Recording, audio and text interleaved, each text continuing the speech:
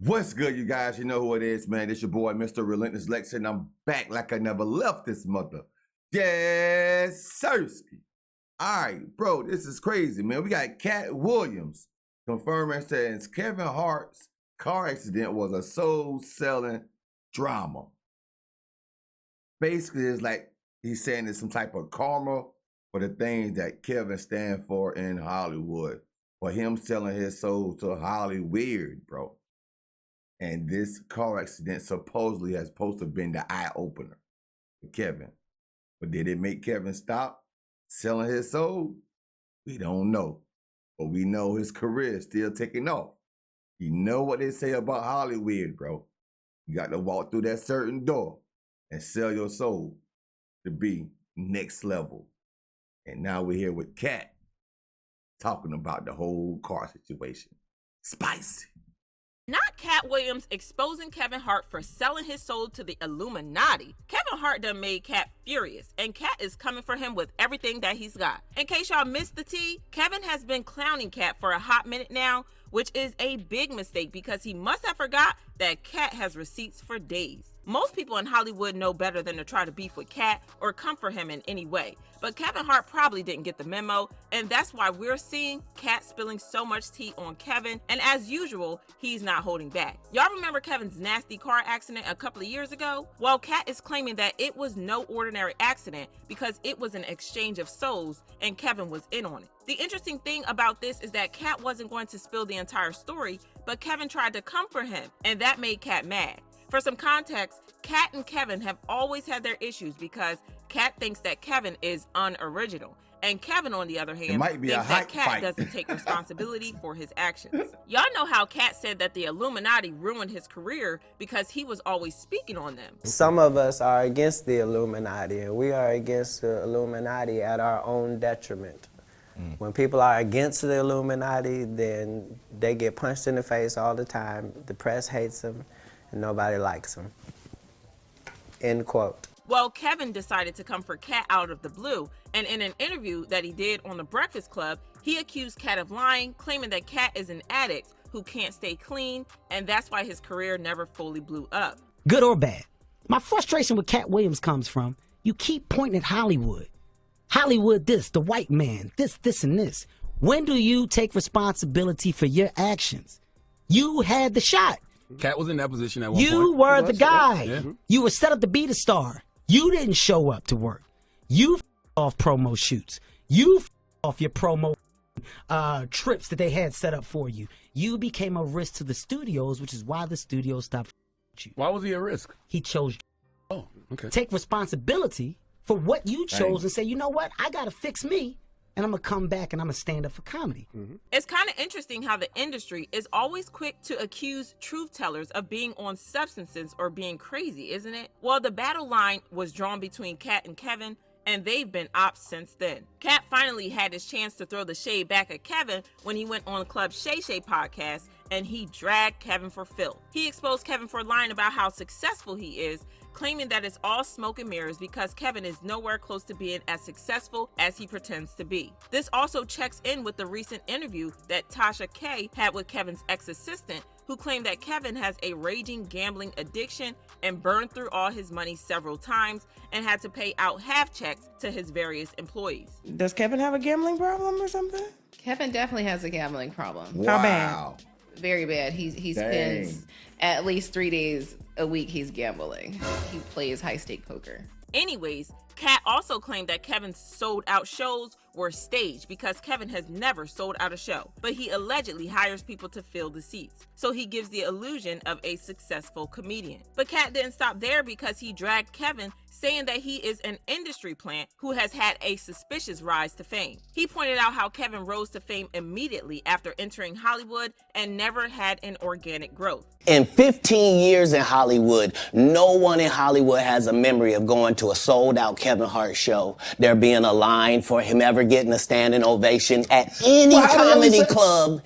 He already had his deals when he got here. Have we heard of a comedian that came to LA and in his first year in LA, he had his own sitcom on network television and had his own movie called Soul Plane that he was leading? No, we've never heard of that before that person or since that person. What do you think a plant is? Now, I need y'all to keep this part about Kevin being an industry plant in mind, because we're going to circle back to it in a bit. Katt even clowned Kevin for taking his leftovers, saying that most of the roles that Kevin got were roles that were first offered to him, but he had to turn them down because they were involved some sort of humiliation, like asking him to put on a dress or something like that. For a 5-year period, every single movie that Kevin Hart did was a movie that had been on my desk, that all I had said was, just, can we take some of this step and fetch it and then I can do it? Like, it don't need to be overtly homosexual, because I'm not homosexual, right? It doesn't need that to be funny, right? And me saying that and them going, oh yeah, no problem, and then going to give it to this other guy and having him do it just like it was, and acting like I'm a bad person because I keep standing on my standard. But yeah, it's interesting, but I wouldn't change it for the world. Like, Katt also highlighted instances where Kevin allegedly compromised his standards, like the time he gave in to wearing a dress after swearing never to. Then you would understand that part. Kevin told you he wasn't gonna wear no dress until they offered him the dress, and then he put it on. And what did he say after he wore it? I made my own decision, duh. But you didn't make it before they brought it up, did you? It's okay, it's all right.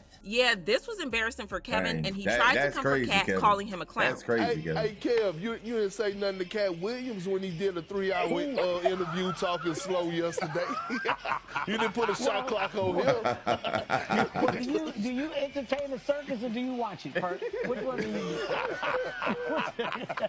Well, that wasn't the last time we heard of the situation, because Katt decided to take things a step further by teaming up with Kevin's ex-wife, Teray, for a tour, and they promised to spill the tea on Kevin. But Kevin continued to mock Katt, and he finally pushed Katt to expose one of Kevin's biggest secrets, his alleged sacrifice. Remember how Katt said that Kevin was an industry plant? Well, he is now claiming that Kevin allegedly sold his soul to the industry in exchange for fame. And according to the streets, Kevin's car accident back in 2019 was when he sold his soul. As a refresher, back in 2019, Kevin was involved in a very bad car accident and he had some spinal injuries. It was touch and go for a while and it was unclear if he was going to make it out. It was pretty serious and his bestie Dwayne even had to cut his honeymoon short. But based on this theory, it was all planned out. Katt pointed out how weird it was that Kevin was discharged from the hospital after only 10 days, even though he had a spinal injury. Spinal injuries are known to be pretty delicate and they often require long hospital stays. So Katt and people find it suspicious that Kevin only had to spend a little over a week in the hospital. Katt also pointed out how we still don't know the details of that crash. We don't know who else was in the car with him. We don't know where he was going, none of that. Even shadier is the fact that his security left everyone else in the car and took Kevin alone to the hospital. Alone. Whoa. So you mean to tell me his security got to the car accident and looking at the pictures, the car is demolished. They left the other victim or victims in the car and only took Kevin? That's messed up, bro. That's messed up. According to Katt, he is adding 2 and 2 together and it doesn't make sense. And this is why he believes that the accident was a weird ritual of some sort. He also believes that this is why Kevin got all defensive when Katt called out the Illuminati and accused him of being on drugs.